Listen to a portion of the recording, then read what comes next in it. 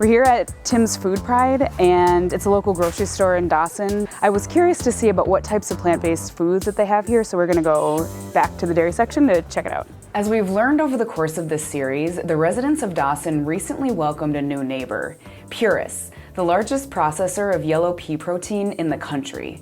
So I wanted to see if their presence in town was driving local people to eat more plant-based proteins. So I see here we have vegan veggie burger, Morning Star. These are Boca's. So it looks like those are our options for plant-based protein.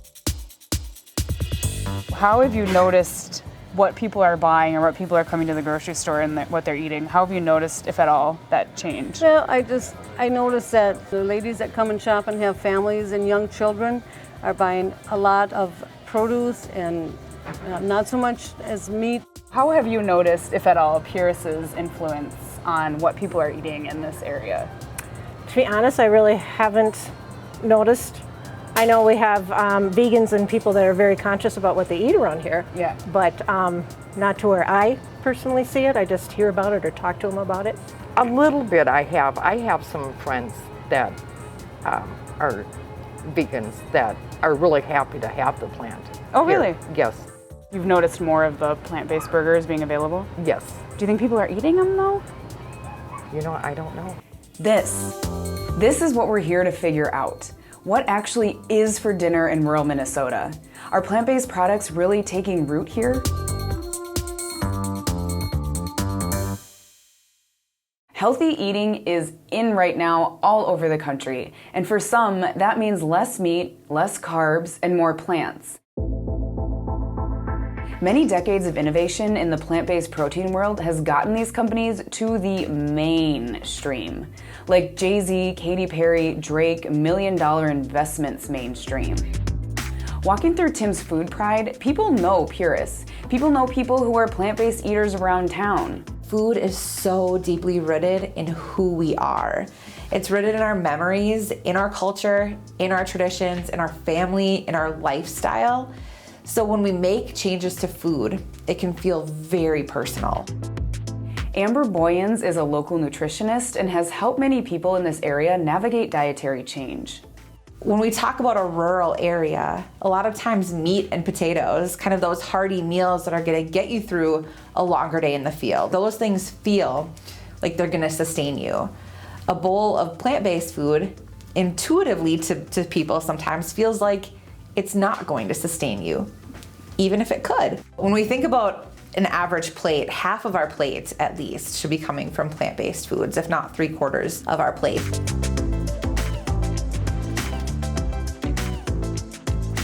Amber helped me understand that our eating habits are developed early on, which is why diet change is hard. It's changing generations of dietary influence.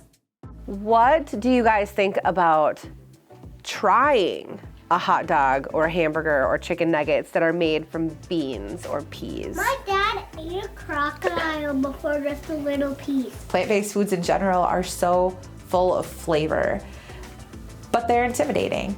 I mean, I find eating crocodile a little more intimidating than eating plants, but people change their diets for a number of reasons. Health, budget, ethics, the environment, enjoyment. Kelly Fernholtz is the teacher of this preschool class in Madison, a town next to Dawson, that Amber occasionally comes to talk to. She's a client of Amber's working on diet change.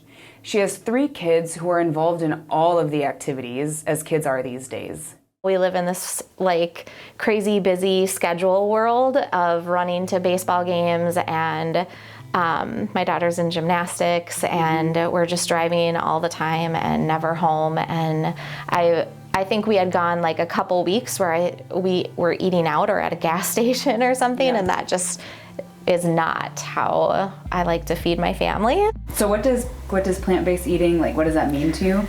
Less meat. Yeah. Like vegetables is at the center of your... Less animal products, more, more fruits and vegetables. I ask what plant-based means to people because these terms, plant-based and plant-based proteins, are very marketable now and are starting to mean everything and nothing at the same time. And even though Kelly is a meat eater, eating more plants was something that she was doing already. Like fruits and vegetables have always come naturally, but the plant-based protein is the harder part. The first thought is to have a steak or a chicken breast. Traditionally, plant-based has meant foods like vegetables, beans, and tofu, but now companies in this plant-based space, like Purus, are hoping that the term makes consumers think of things like pea protein sausages and soy protein chicken, something that people with busy lifestyles like Kelly can just throw in the microwave. I just would rather just go with like a real food. Like I'm just gonna eat the salad, real food. And depending on an individual's dietary needs, meat alternatives aren't always healthier, like salt much. These plant-based meat alternatives are more about adding variety. So if we're going to introduce a plant-based burger, it's still a burger. And maybe you don't change any other element to the meal, but you change what that burger is made of. Or you change what the cookie is made of. Who's heard of a chickpea before? Have you eaten chickpeas? Do you like them? Yes. You had them in your lunch yesterday. You did? Yeah. Chickpeas are what we're going to use today to make our dip. So we're going to make chickpeas taste like cookies. What do you think about that? They added vanilla, salt, peanut butter, soy milk, maple syrup, chickpeas, and chocolate chips. That sounds pretty good. Let's go around, and I want all of you to be good listeners and to tell me, what was your favorite thing that we tried today? Oh, and let's start with you, because I know you love to share. Yes. You like the dip? Yeah? Ella, what was your favorite? The dip. The dip? The dip. I I know. don't like chickpeas. You don't like chickpeas? But you like the dip, right? And what's the dip made from? Chickpeas. Chickpeas! So sometimes if we don't like a certain food, we might like it if we make it a different way, right? Just like the kids, people in the Twin Cities, like moi, had the opportunity to try new plant-based eats at the Twin Cities Veg Fest.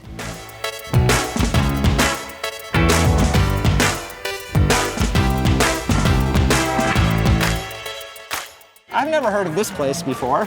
Oh, this is Purus. This is Purus. Yeah. Oh, that's great. Yeah. Uni Nambudripad co-founded the fest. I've been doing this for 25 years, and in retrospect, the first 10 or 15 years seems really hard when I see what's happening right now, and the rise in popularity, and we've really been able to tap into the excitement and interest in plant-based foods. And Uni has a whole different take on eating traditions. His parents were both vegetarians when they immigrated from India to Canada, eventually moving to the US before Uni was born. And like many Americans, they started eating meat, except for Uni's mom. So it wasn't like your mom felt betrayed, or there was someone that was like, these are our traditions, we eat this way, Right. We gather and we eat these certain types of foods. It was less that, it was just eat whatever. In fact, I can't remember her ever saying anything critical of us eating meat. Okay. And nor did my dad or any of us say anything critical about my mom being a vegetarian. Uni grew up in Minnesota, but after a trip to India, his family's strong ties to vegetarianism eventually pulled him back into the lifestyle. Some of the foods that my mom made are the foods I crave the most, but I grew up here and I ate a lot of different American kind of foods. Okay. And American, that can mean a lot of different things. Yeah. This is the great thing about being a second generation immigrant. I'm not attached to, I could eat all Indian food and every day for the rest of my life and be happy, or not eat it at all and Oh my gosh. totally fine.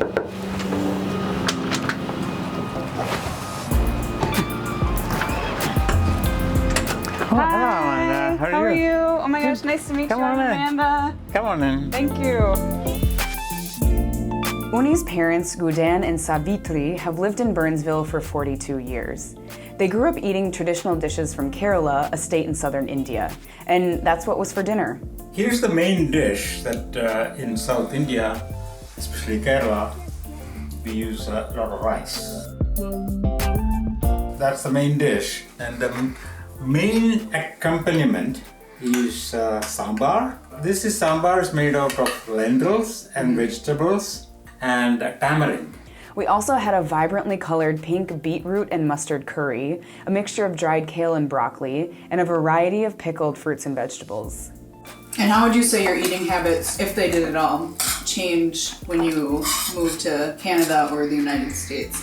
The two things changed. That's one morning we ate mostly cereal for Q Club breakfast. lunch, usually a sandwich or something that we pack, and the evening will be the big meal. Well, and I think that, yeah, I mean, it's kind of implied, but what he just said there is that it's the evening time was the only time we were eating Indian kind of food. Yeah. People around the world cherish the foods they grew up with. But with busy schedules, is there time to make home-cooked meals every day? Even more, sit down and eat together? When busy lifestyles require constant productivity, the social mealtime is one of the first things to go, and our culture has started to reflect that. Grab-and-go breakfast, fast food restaurants, drive-thrus, convenience store sushi. We can see the impact that unhealthy diets can have on our bodies and our planet. So what do we prioritize? It's not clear if plant-based burgers are a solution or perpetuating busy lifestyle eating habits. Part of the appeal of meat substitutes is that they're similar to what's familiar. Plant-based burgers cook up like meat burgers, fast and conveniently. But they don't really bring us together, do they? On the next episode of Minnesota's Alt Meat Revolution, we'll explore what it means for Dawson's economy when a large pea protein processing plant moves in down the street.